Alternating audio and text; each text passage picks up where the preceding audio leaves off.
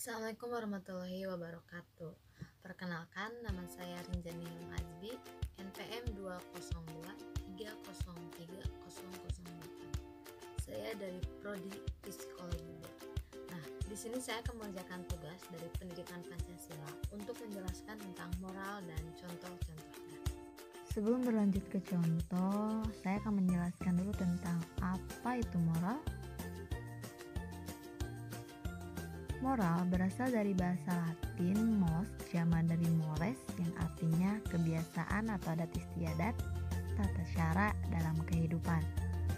Sedangkan menurut para ahli, salah satunya adalah dari Dian Ibung, mengatakan bahwa moral adalah nilai yang berlaku dalam suatu lingkungan sosial dan mengatur tingkah laku seseorang.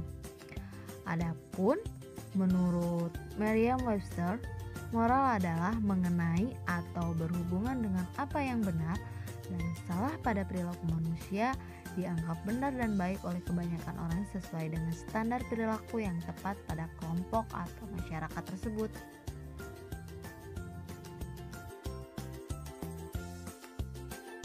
Nah, jadi dapat kita simpulkan bahwa moral adalah ajaran mengenai baik buruknya suatu perilaku atau tindakan seseorang serta keterkaitannya dengan akhlak dan proses sosialisasi pada setiap individu. Moral itu terbagi menjadi dua, yaitu moral baik dan moral buruk. Nah, moral baik adalah apabila seseorang melakukan suatu perbuatan di dalam lingkungan atau di dalam masyarakat dan masyarakat itu menerima mereka dan masyarakat itu senang dengan perilaku atau tindakan mereka, nah maka orang tersebut memiliki moral yang baik. Nah, sedangkan jika seseorang itu melakukan suatu tindakan atau perilaku yang tidak menyenangkan oleh masyarakat dan tidak diterima oleh masyarakat, maka orang tersebut memiliki moral yang buruk. Nah, lalu apa sih contoh moral baik dan contoh moral yang buruk?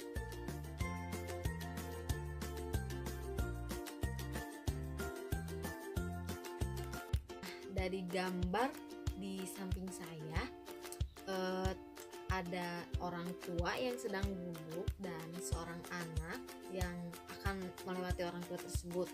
Nah, dari perilaku anak tersebut dapat kita lihat bahwa anak itu mencerminkan sopan santun yang baik kepada orang tua tersebut.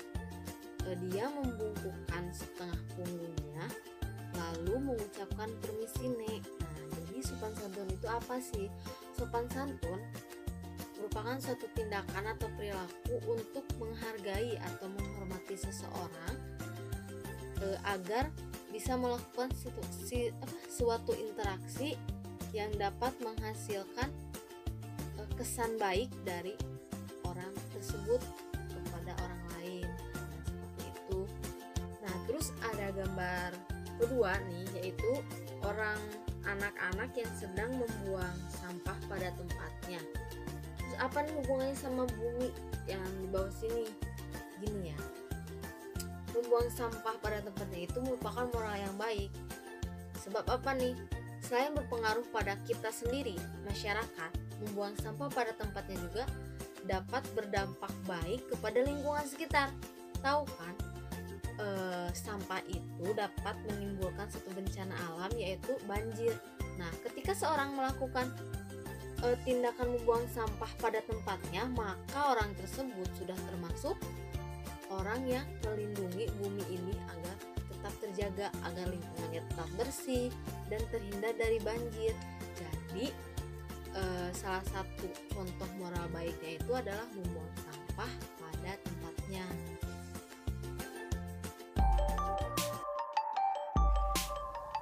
Lalu ada contoh moral buruk. Nah, di sini saya akan lebih menjelaskan tentang pembunuhan. Dapat kita lihat salah satu kasus seorang kakek renta di Kemeling tewas ditusuk tetangganya sendiri saat waktu berbuka puasa. Pembunuhan terjadi di depan rumah korban, Poniran, warga Jalan Minak Sanggi, Kelurahan Sumerejo, Kecamatan Kemeling. Adapun kasus-kasus lainnya, Nah, di Indonesia, kasus pembunuhan ini banyak sekali dan bahkan bisa terjadi hampir setiap harinya.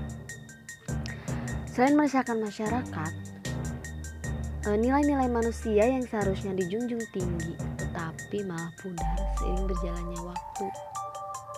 Padahal setiap individu itu memiliki hak untuk hidup. Sebab itu, setiap individu harus memiliki moral yang baik karena moral memiliki tujuan, di antaranya yang pertama untuk menjamin terwujudnya harkat dan martabat pada diri seorang. 2. Sebagai landasan manusia agar bersikap dan bertindak dengan didasari nilai-nilai kebaikan. Yang ketiga, untuk menjaga keharmonisan hubungan sosial antar manusia. Hanya itu yang bisa saya sampaikan, mudah-mudahan bermanfaat. See you next time. Terima kasih.